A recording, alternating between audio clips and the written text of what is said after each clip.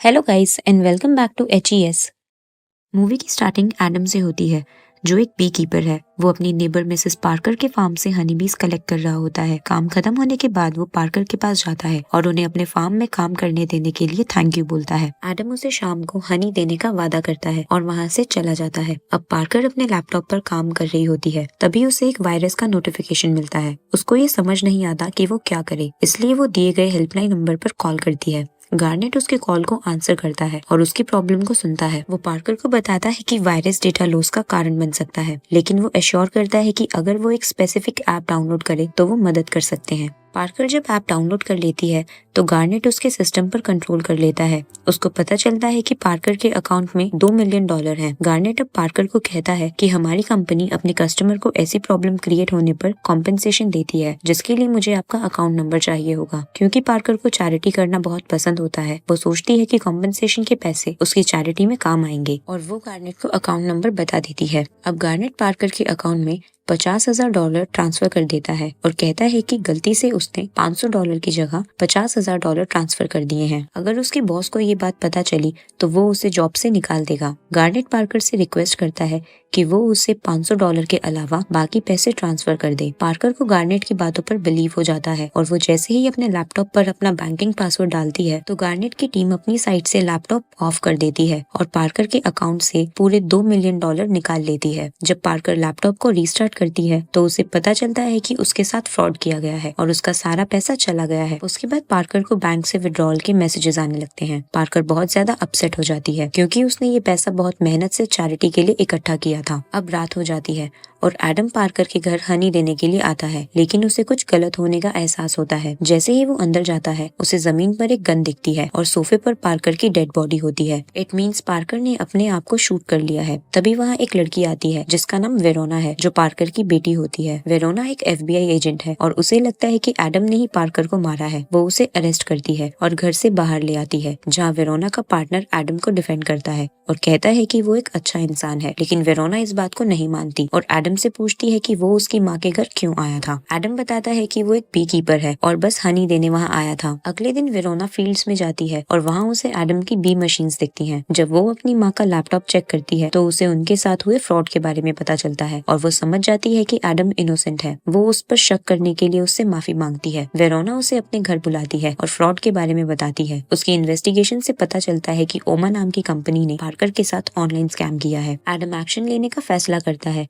और एक secret service को स्कैम के बारे में रिपोर्ट करने के लिए कांटेक्ट करता है। वो ओमा के बारे में इंफॉर्मेशन इकट्ठा करता है। अगले दिन वो उनके ऑफिस पहुंच जाता है। जब गार्ड्स उसे अंदर जाने से मना करते हैं तो एडम उन पर अटैक करता है और अंदर चला जाता है। वो उनके ऑपरेशन रूम में एंटर करता है और हर जगह पेट्रोल डाल देता है। वो उन्हें कहता है कि लोगों को स्कैम करना बंद कर दें, लेकिन वो उसकी बात इग्नोर करते हैं। एडम एक वर्कर को पकड़ता है और उसे मारता है, जिसे देखकर बाकी सब डर जाते हैं। जैसे ही एडम आग लगाने वाला होता है, गार्नेट अपने गुंडों के साथ आता है, लेकिन एडम उन सभी को बुरी तरह हरा देता है और बिल्डिंग में बॉम्ब्स लगा देता है और कुछ ही देर बाद बिल्डिंग में एक्सप्लोजन हो जाता है, जो कंपनी को पूरी तरह से तबाह कर देते हैं। गार्नेट इस सब के बारे में मैट को बताता है, जो ओमा कंपनी का हेड है। मैट काफी शॉक हो जाता है जब उसे पता चलता है कि ये सब डिस्ट्रक्शन सिर्फ एक आदमी ने किया है। मैट अपने गार्ड्स के हेड को कॉल करता है और एडम को मारने का ऑर्डर देता है। वो एडम को ट्रैक करते हुए पार्कर के घर पहुंचते हैं, उसके बी मशीन्स को तोड़ देते हैं और फिर उसकी फैक्ट्री में घुस जाते हैं। लेकिन एडम उन सभी को मार गिराता है और गार्नेट की उंगली काट देता है। थोड़ी देर बाद वेरोना अपनी टीम के साथ आती है और देखकर हैरान हो जाती है कि एडम की फैक्ट्री पूरी तरह से तबाह हो गई है। एडम गार्नेट को एक ब्रिज पर ले आता है और मैट को फोन करने को कहता है और सब कुछ कन्फेस करने को बोलता है। कॉल के बाद एडम गार्नेट को गाड़ी के साथ रस्सी से बांधकर समुद्र में फेंक देता है। फिर एडम सीधे मैट से बात करता है और कहता है कि मैं तुम्हें ढूंढ के खत्म कर दूंगा, और वहाँ से चला जाता है। मैट हेड गार्ड को ये सब बताता है और अपनी सिक्योरिटी बढ़ाने को कहता है। गार्ड अग्री करता है, लेकिन कहता है कि हमें ये सब तुम्हारी मॉम को बताना होगा। मैट उसे ऐसा करने से मना करता है। अब गार्ड किसी को कॉल करता है और कहता है कि एडम को मारने के लिए अपने बेस्ट किलर को भेजे। इस दौरान गार्नेट की डेड बॉडी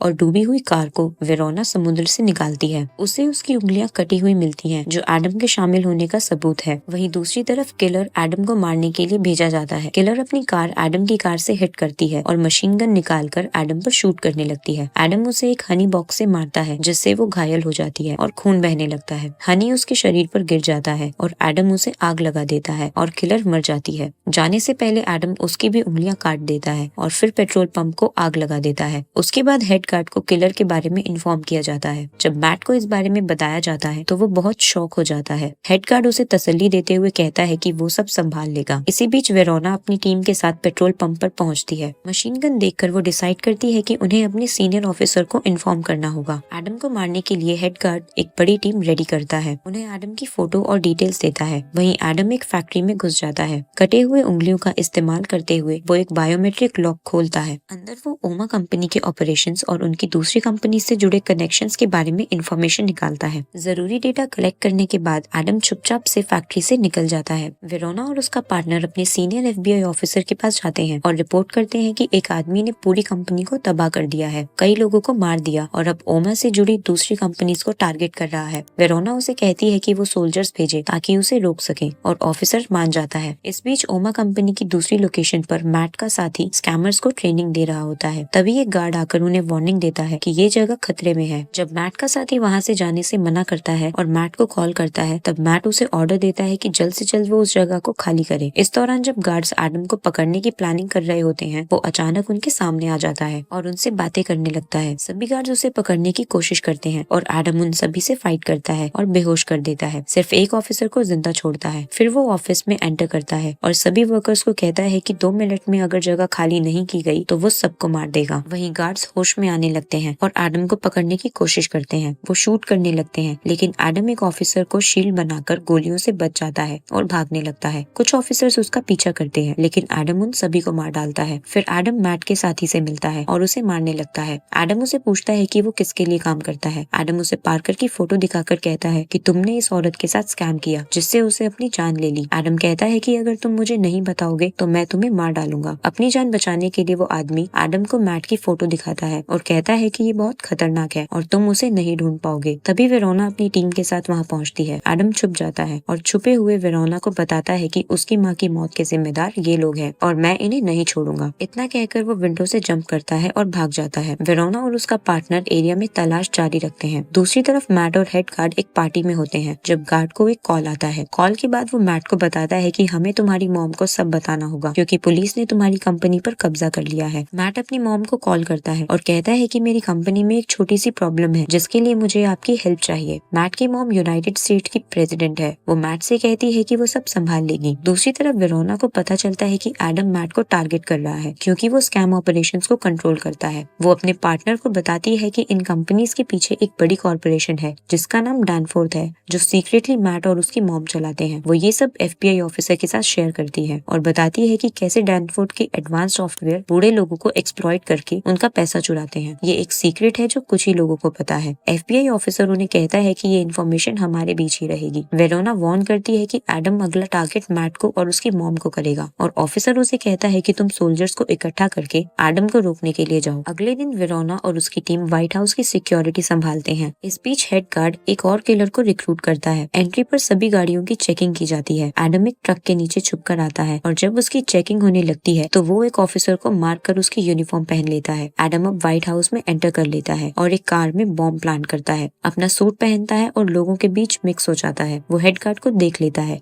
लेकिन वेरोना भी उसे नोटिस कर लेती है। जैसे ही ऑफिसर्स एडम के आसपास जाते हैं, किलर उसे मारने के लिए तैयार हो जाता है। मैट की मॉम बीच में आती है और एडम को अंदर ले जाकर पूछती है कि तुम ये सब क्यों कर रहे हो। तभी FBI ऑफिसर आता है और बताता है कि आपके डैनफोर्थ कॉर्पोरेशन के अंडर सारी कंपनीज लोगों को स्कैम कर रही है और उनका पैसा चुरा रही है। मैट की मॉम शॉक हो जाती है और मैट से पूछती है कि क्या ये सच है, जो पैसा तुम मुझे मेरे फंड्स के लिए देते हो वो चोरी का है। मैट कहता है हाँ ये सच है, सारे स्कैम्स डैनफोर्थ के अंडर कंपनीज चला रही है और मैं इन्हें लीड करता हूँ। उसी वक्त एडम कार में रखे बॉम्ब को डेटोनेट कर देता है और बाकी लोगों को मार डालता है। फिर वो व्हाइट हाउस में घुस जाता है। मैट अपनी मॉम को कहता है कि मैं ये पैसा आपके लिए ही चुरा रहा हूँ, लेकिन वो कहती है कि तुमने गलत किया। मैं प्रेसिडेंट इसलिए बनी ताकि देश को बेहतर बनाऊं। वो कहती है कि तुम्हें चुराया हुआ पैसा वापस करना होगा और ऑनलाइन सबसे माफी मांगनी होगी, लेकिन मैट ऐसा करने से मना कर देता है। इस बीच किलर एडम को पकड़ लेता है और उसे बहुत मारता है, लेकिन एडम अपनी पूरी पावर से उस पर अटैक करता है और उसे मार डालता है। जैसे ही एडम आगे बढ़ता है, वो एक ऑफिस का दरवाजा खोलता है। हेड गार्ड उसे वार्न करता है और कहता है कि तुम ये गलत कर रहे हो। ये सुनकर एडम हेड गार्ड पर अटैक करता है और उसका हाथ तोड़ देता है। दूसरी तरफ पैनिक होकर मैट FBI ऑफिसर को गोली मार देता है। इस बीच एडम एक और दरवाजा तोड़ता है और अंदर घुस जाता है।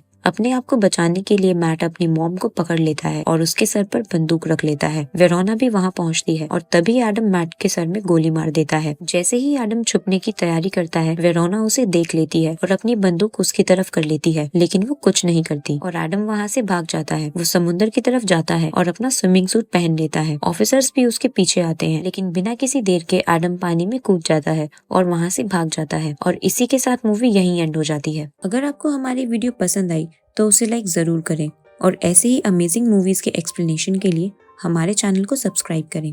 Thanks for watching.